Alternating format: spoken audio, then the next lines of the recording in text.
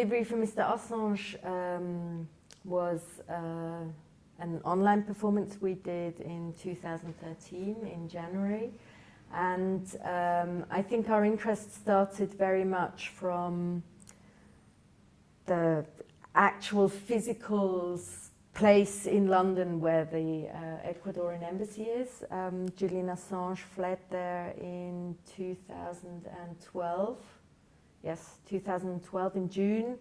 And in August, right before the Ecuadorian embassy announced that they would be publicly reading the decision of the Ecuadorian state about Julian Assange's political asylum,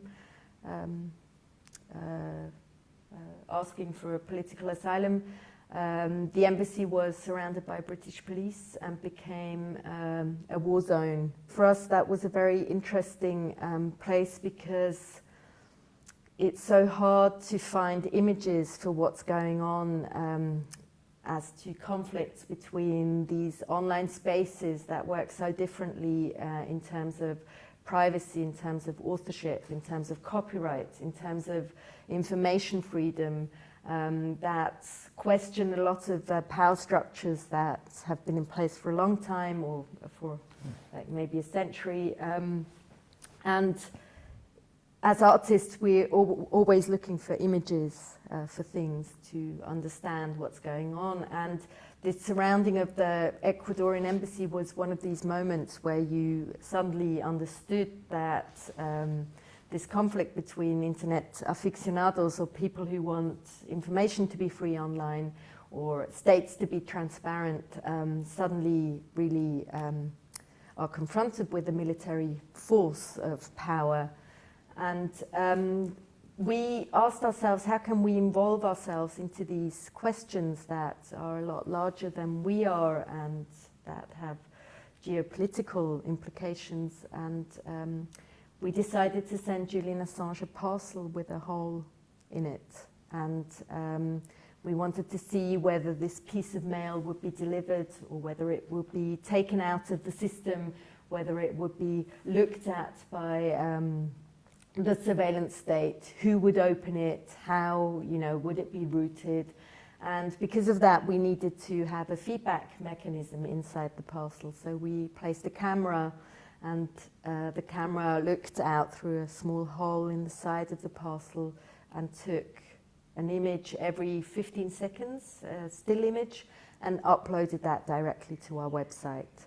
So what you had was a performance over time, over 2 days, of a parcel making its way from East London to West London to the Ecuadorian embassy, and you could watch it. You could see what the parcel saw on its way as it was being pushed through the postal system. And this is an example of a work that worked online completely. This is like in our understanding, a very specific bitnik work, and this is how we want to work normally. It's like to produce a moment which can where people can participate without really having to.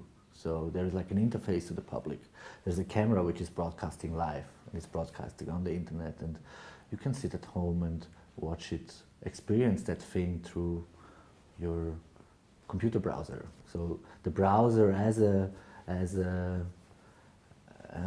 a window for our art pieces was always very important. At the same time, then a year later, we were invited by the Helmhaus in Zurich, the City Gallery of Zurich, to produce a solo exhibition in their rooms.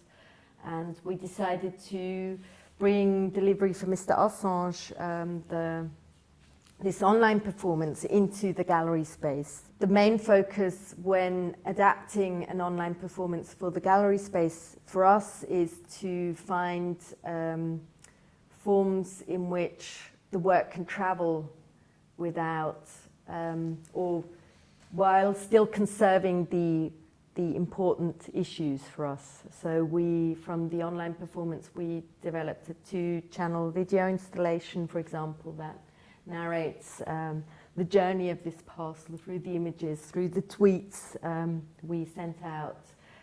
We also rebuilt Julian Assange's room at the Ecuadorian embassy as a full-scale room insert into the exhibition space from our memory. We weren't allowed to take any pictures, of course. It's an embassy, it's a very restricted space. It's incredible how WikiLeaks is still operational after 4 years of being confined to 20 square meters inside a house and not being able to freely move out, not being able to go to conferences, talks, hold meetings. You know, it's all these things that make up our lives that they have no access to, but all they need is an internet connection. That was very fascinating to us, and we wanted to have this space as a sort of a duplicate within the art space or the gallery space. The questions, I think, are different than when we produce the online performance. The online performance is also works with a moment of loss of control, where we lose our authorship, we lose control over the work. We release this parcel and we don't know what's going to happen. We need to react within, you know, the moment, within work with the communities that come up, try to react to what's happening, to the media also. It's always very stressful, whereas working for the gallery space for us is much more a time of reflection also.